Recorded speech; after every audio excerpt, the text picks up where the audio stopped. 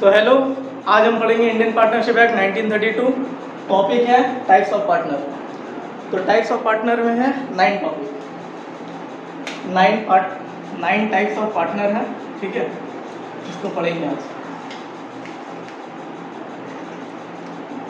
पहला क्या है देखिए, पहला है active partner.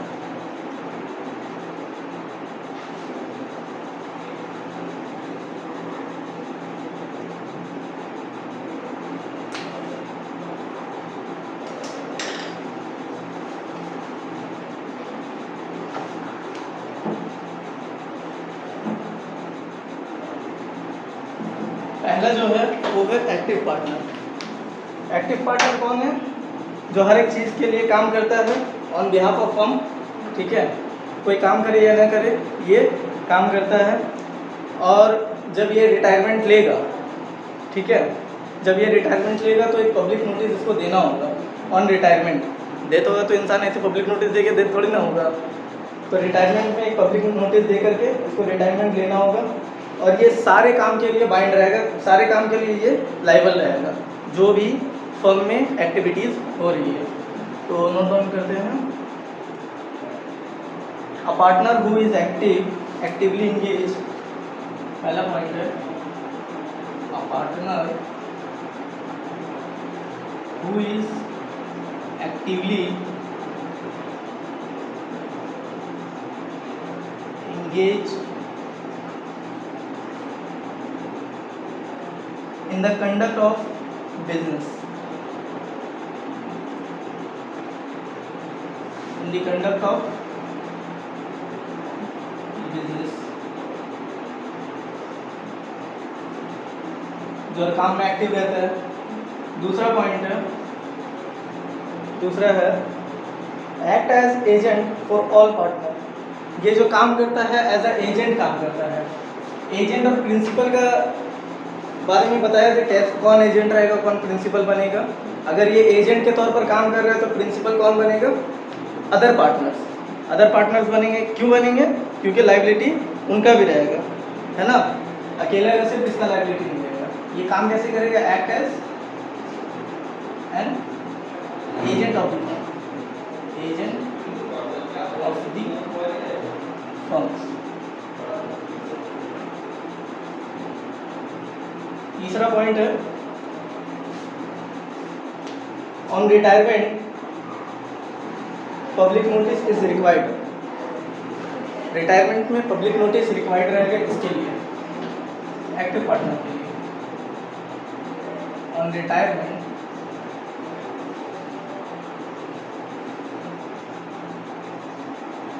Public notice is required.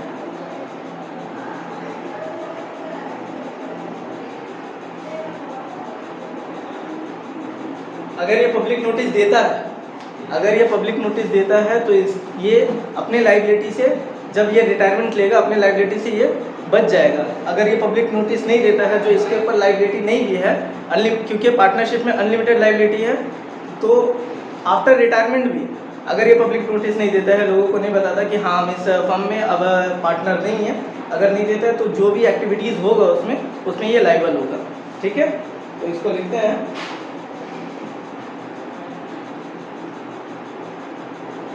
he is liable for act of the firm, he is liable for act of the firm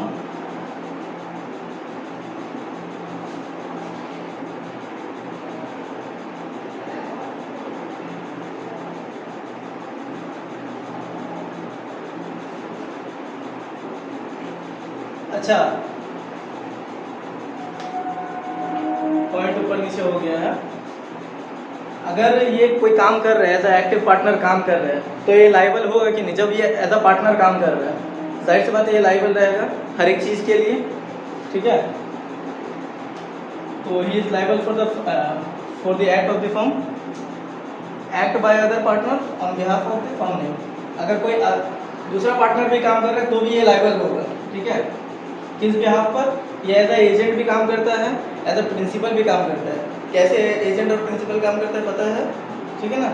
उसी भी आप लिखना है एक्ट बाय अदर। अगर कोई दूसरा पार्टनर काम करता है, एक्ट बाय अदर, इसको ब्रैकेट में लिखिएगा, act by other on behalf of firm name, on behalf of firm name, तो भी ये लायबल रहेगा। नेम फर्म नेम ऊपर का मिटा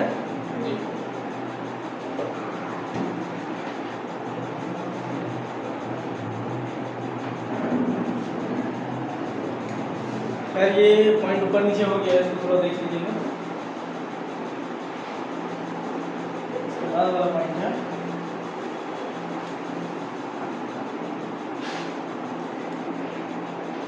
इसके बाद देखिएगा पब्लिक नोटिस,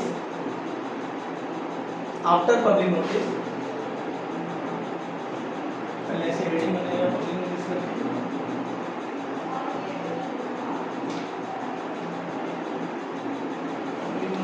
में after public notice of retirement, after public notice of retirement, अगर ये पब्लिक नोटिस देता है तो क्या होगा, एक्टिव पार्टनर लायबल नहीं होगा, लायबिलिटी से अब्सॉर्ब हो जाएगा। Active partner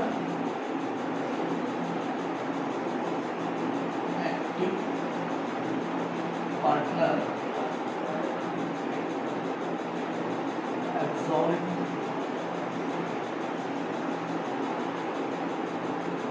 from liabilities,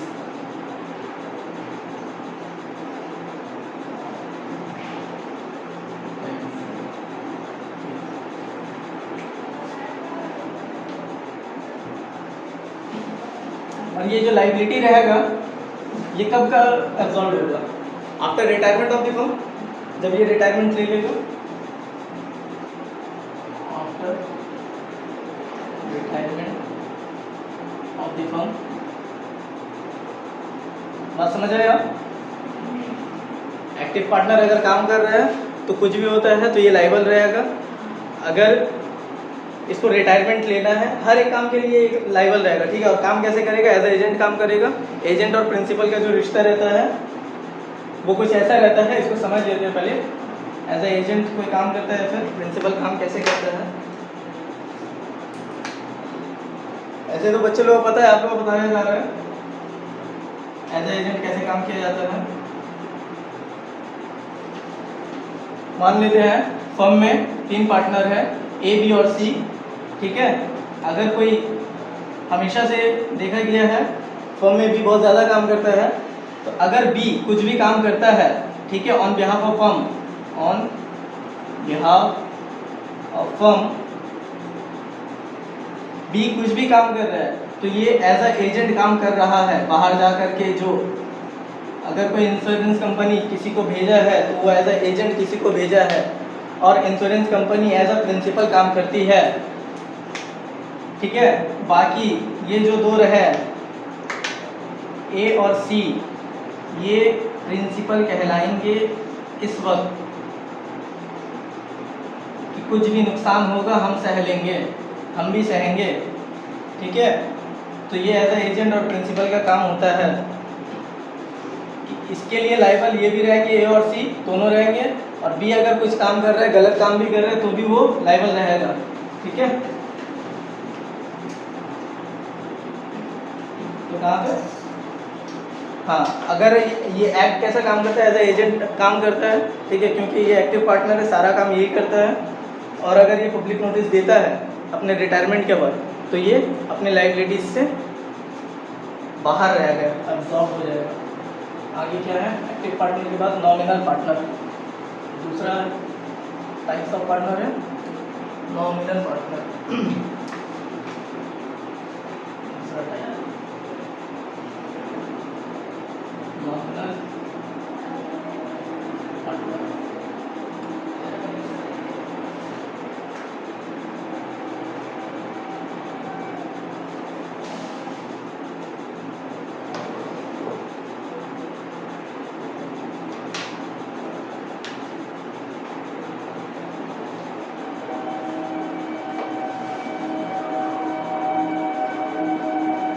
nominal partner कौन होता है? नॉमिनल पार्टनर वो होता है जो सिर्फ और सिर्फ नाम के लिए आएगा।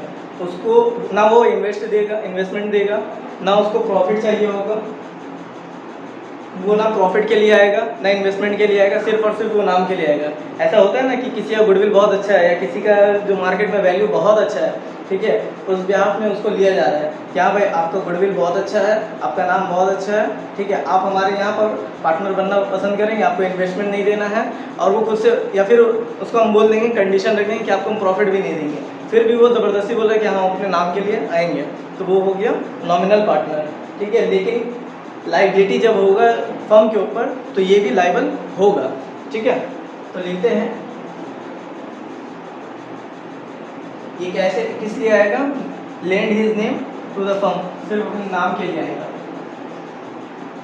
Lend his name to the firm. दूसरा पॉइंट क्या है? दूसरा पॉइंट है they do not have real intent, कि इसको कोई ज़रूरत नहीं है कि इसको चाहिए, ना पैसा चाहिए ना प्रॉफिट चाह रहा है, ठीक है, ना इन्वेस्टमेंट दे रहा है, कुछ नहीं चाहिए, बस सिर्फ नाम दिया हुआ है, चल रहा है, ठीक है, इसका कोई इंटेंट नहीं है, रियल इंटेंट, बस सिर्फ आया हुआ है ऐसे। They do not have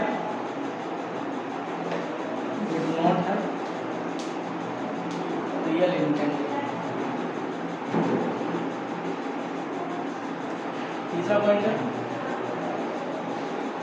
no investment, investment के लिए नहीं आएगा।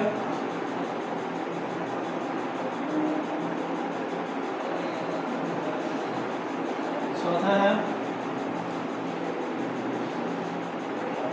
No entitle for profit, profit के लिए भी नहीं आएगा, नॉट इंटाइटल होगा, नो नहीं होगा, नॉट इंटाइटल फॉर प्रॉफिट।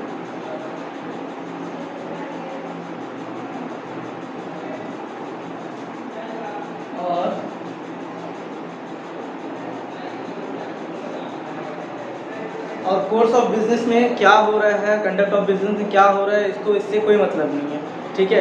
ये पार्टिसिपेट भी नहीं करेगा, जिसको जो करना है, आपको मैनेजमेंट बैठाना है, आपको मीटिंग करना है, आप करो, हमको कोई मतलब नहीं है, आपको जो जैसा करना है करो, मेरा सिर्फ नाम उसमें रहेगा।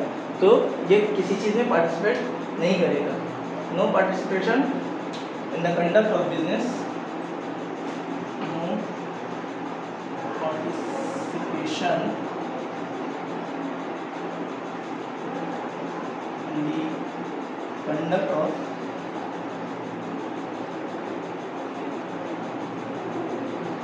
conduct of the business।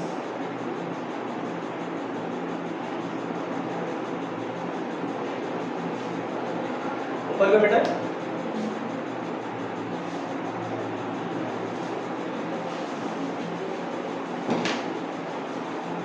Liability कैसा रहेगा इसका?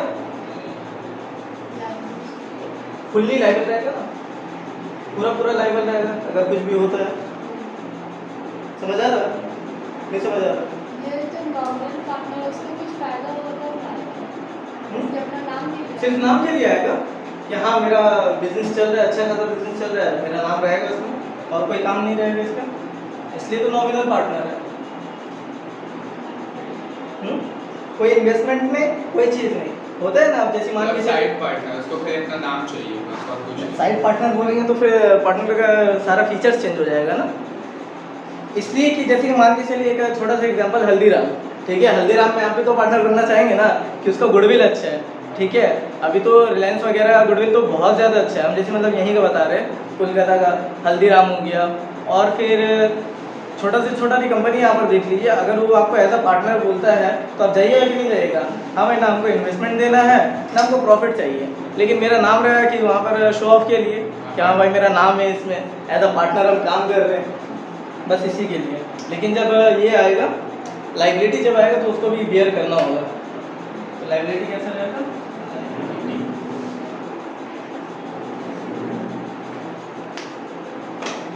Fully liable towards third party,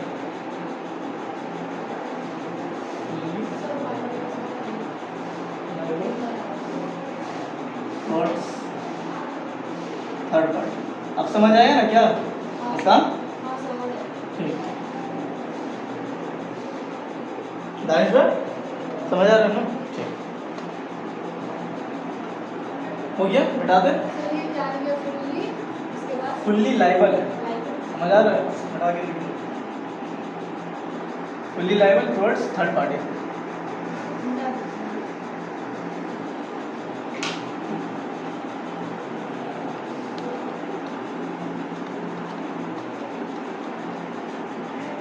तीसरा है सब पार्टनर, पार्टनर का partner sub partner.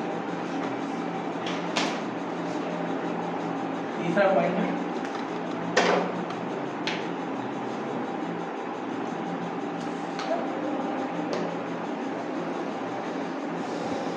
Sub partner, partner का partner sub partner.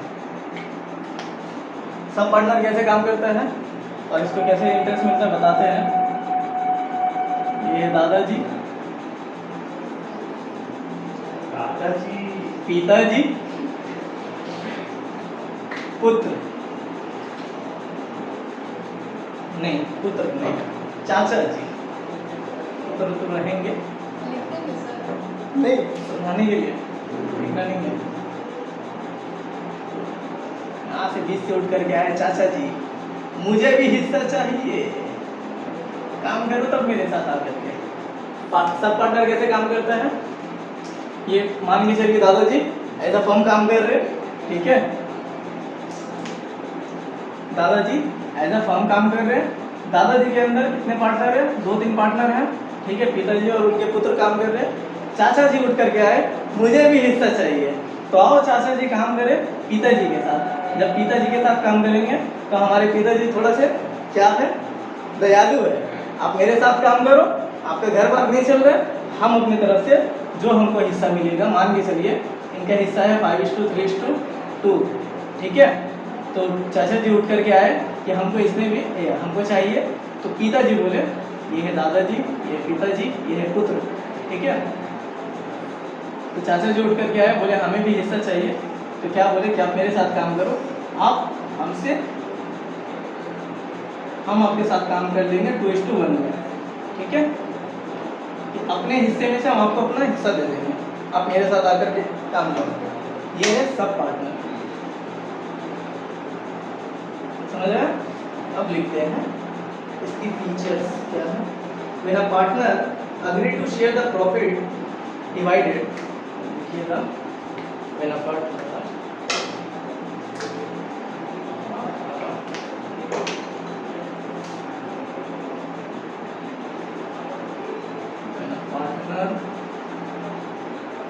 agree to share the profit,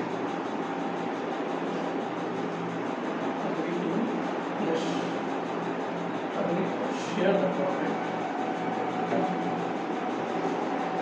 share the profit divided, किसके साथ divide करेगा, सब पार्टनर के साथ, from the firm with a third person, from the firm with a third person। ऐसे तो example में मैं दादाजी अपने बेटे दूसरे बेटे को भी जानते हैं, लेकिन फर्म दूसरा बेटा को नहीं जानता है, ठीक है। तो क्या होगा, जब वो पार्टनर को प्रॉफिट मिलेगा, शेयर ऑफ प्रॉफिट मिलेगा डिवाइड करके फर्म से, ठीक है, वो किसके साथ शेयर कर लेगा, फिर अपना सब पार्टनर के साथ। वो फर्म के लिए क्या है, थर्ड पर्सन हो गया, ठीक है। दूसरा पॉइंट है जो थर्ड पर्सन है उसी को सब पार्टनर। हाँ, वो फर्म के एतबार से थर्ड पर्सन है, समझ आ रहा है ना? वो सब पार्टनर तो है, लेकिन फिलहाल वो फर्म के एतबार से थर्ड पर्सन है। दूसरा पॉइंट है get share only divided profit, उसको जो मिलेगा सिर्फ और सिर्फ प्रॉफिट से ही हिस्सा मिलेगा। मान के चले प्रॉफिट नहीं हुआ, लॉस हो गया, तो उसको वो हिस्सा नहीं मिलेगा। Get share only in divided profit, get share only in divided profit. इसका मतलब समझ में आया ना, कि उसको जो भी प्रॉफिट मिलेगा वो शेयर में से पहले शेयर बटेगा, ठीक है, शेयर बंटने के बाद फिर जो मेरे पार्टनर है उसके पास पैसा आया, अब वो प्रॉफिट डिवाइडेड प्रॉफिट मिला ना, उसको तो एक इकट्ठा प्रॉफिट नहीं मिला। बात समझ में आ रहा है? जैसे यहाँ पर 5:3:2 का रेशियो था, ठीक है, मान के चलिए। तो इन लोगों का मान के चलिए 10 के प्रॉफिट आया, सॉरी 10 के मान के चलिए प्रॉफिट आया, ठीक है। तो इसको 5 के, इसको 3 और इसको 2 मिला, ठीक है। अब यहाँ पर ये मान के चलिए अपना अंदर एक सब पार्टनर रख लिया, तो इसको कौन सा प्रॉफिट मिला? डिवाइडेड प्रॉफिट मिला। अब ये जो प्रॉफिट मिला तो बोला कि भाई हम 2:1 में आपके साथ काम करेंगे, तो इसका 2 के बना, मान के चलिए ए बी और सी था, पुट करके डी आ गया, ठीक है। तो 1 के मतलब 1.5 के होगा, 3 के है ना, तो 3 के बराबर का मिलेगा। बराबर का है, तो बोल तो रहे 2:1 में आएगा, तो 2:1 का रेशियो में बटेगा, तो ये बी का बन जाएगा और ये डी का। समझ आया? डिवाइडेड प्रॉफिट से उसको मिला, तो उसको क्या मिलेगा? शेयर मिलेगा सिर्फ और सिर्फ डिवाइडेड प्रॉफिट से मिलेगा, उसको कोई अलग से बोनस वगैरह नहीं मिलेगा। बात समझ आया?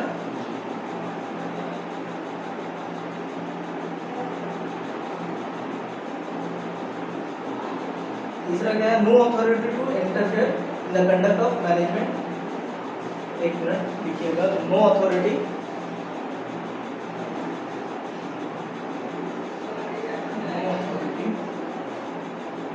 To interfere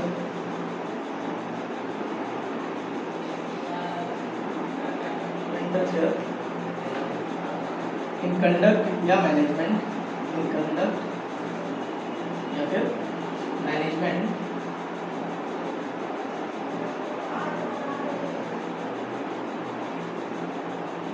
of the business.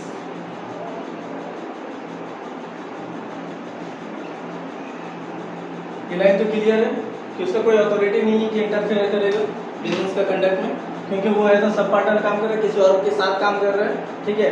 तो इसका कोई अथॉरिटी नहीं है, ये बुक्स ऑफ अकाउंट्स भी चेक नहीं कर सकता है, ठीक है।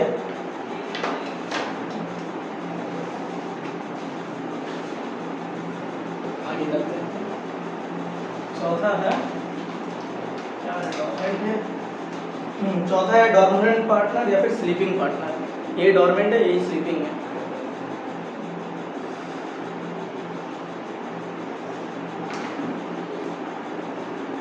चौथा पार्टनर है डॉर्मेंट या फिर स्लीपिंग।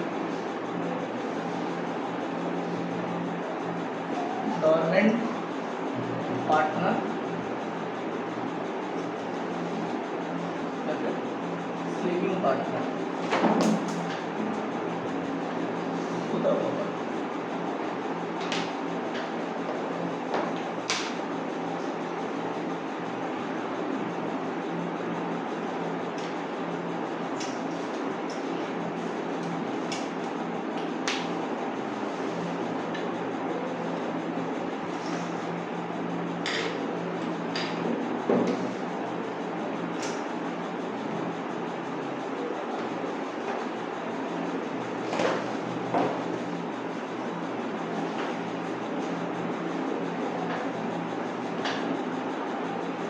अच्छा, स्लीपिंग पार्टनर है वो किस लिए आएगा? वो एज अ पार्टनर ही है, ठीक है। वो कोई काम नहीं करेगा, ठीक है, आकर के सिर्फ कैपिटल देगा, कैपिटल देगा तो उसको इंटरेस्ट मिलेगा, ठीक है। और फिर साथ में जो भी प्रॉफिट होगा उसका शेयर भी उसको मिलेगा। लाइबिलिटी कैसा रहेगा? बात समझ आ रही है? लाइबिलिटी कैसा रहेगा? फुल्ली लायबल रहेगा। अगर कुछ भी मतलब कोर्स ऑफ बिजनेस में कुछ भी परेशानी हो रहा है तो वो कैसा रहेगा? पूरा लायबल रहेगा। और एक पॉइंट क्या रहेगा कि रिटायरमेंट में ये एज अ स्लीपिंग पार्टनर है, किसी को कोई जानता नहीं है इसको, ठीक है, मतलब बाहर वाले इसको जानता नहीं कि ये एज अ पार्टनर काम कर रहा है, मतलब काम कर रहा है कि बैठ करके सो करके स्लीपिंग पार्टनर है, इसका कोई काम है नहीं। तो ये जब अगर इसको रिटायरमेंट भी लेना है तो इसका ज़रूरत नहीं कि पब्लिक नोटिस दे, ठीक है। तो लिखते हैं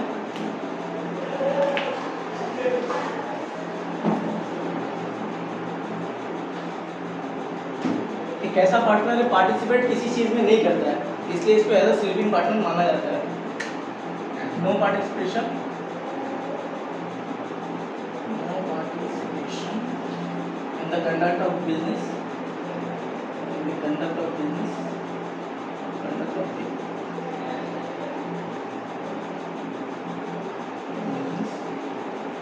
दूसरा पॉइंट है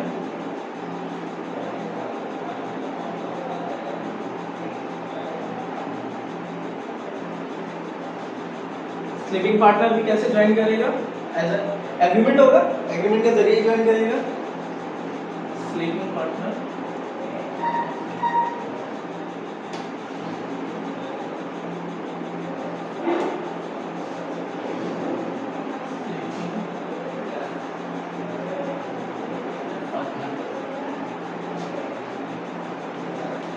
Joined by the agreement, joined by the agreement।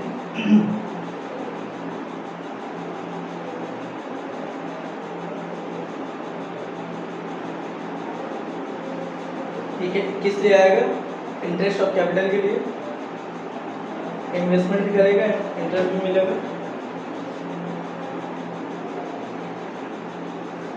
Investment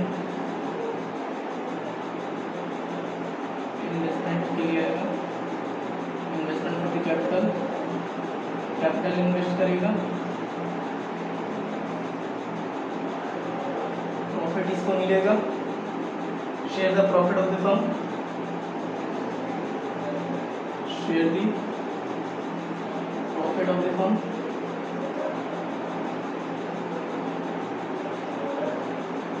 ठीक है। ये लाइबल भी रहेगा, लाइबिलिटी कैसे रहेगा, ही इज लाइबल,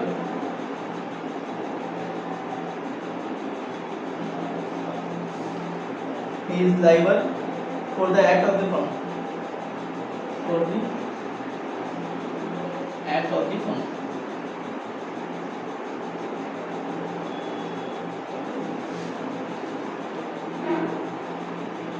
रिटायरमेंट में क्या होगा,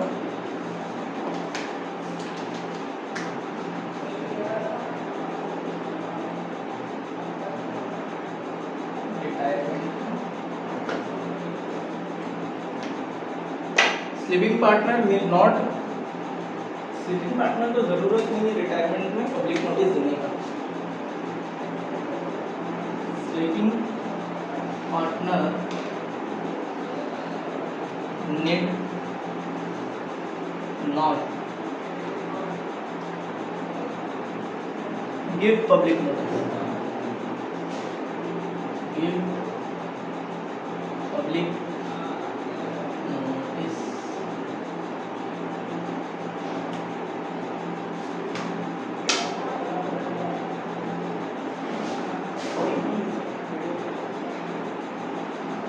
तो बच्चों आज हमने पढ़ा है 4 टाइप्स ऑफ पार्टनर। पहला हमने पढ़ा है एक्टिव पार्टनर, ठीक है, जो हर चीज़ के लिए काम करता है, as a act of agent काम करता है, और कैसा रहता है कि ये भी लायबल रहता है हर एक चीज़ के लिए। दूसरा क्या था, अगर ये एक्टिव पार्टनर अगर रिटायरमेंट लेता है तो इसको क्या है, पब्लिक नोटिस देना होगा, ठीक है। अगर नहीं देता है, आफ्टर रिटायरमेंट में कुछ भी लाइबिलिटीज आएगा तो क्या है, इसको बेयर करना होगा। दूसरा है नॉमिनल पार्टनर, ये सिर्फ और सिर्फ नाम के लिए आएगा, ना इन्वेस्ट करेगा, ना इसको शेयर ऑफ प्रॉफिट मिलेगा, कोई चीज़ के लिए नहीं, बस सिर्फ और सिर्फ ये लाइबिलिटी बेयर करेगा, नाम के लिए आ रहा है। तीसरा पढ़ा था हमने सब पार्टनर के अंदर जो काम करता है वो सब पार्टनर है। अब हमने चौथा पढ़ा है डोरमेंट पार्टनर या फिर स्लीपिंग पार्टनर। ये ना किसी कोर्स ऑफ बिजनेस में काम लेगा, किसी चीज़ में काम नहीं लेगा, लेकिन कैपिटल इन्वेस्ट करेगा, शेयर ऑफ प्रॉफिट मिलेगा, और अगर ये रिटायरमेंट लेता है तो इसको पब्लिक नोटिस देने की ज़रूरत नहीं है। तो आज के लिए इतना ही, बाकी मिलते हैं नेक्स्ट क्लास में।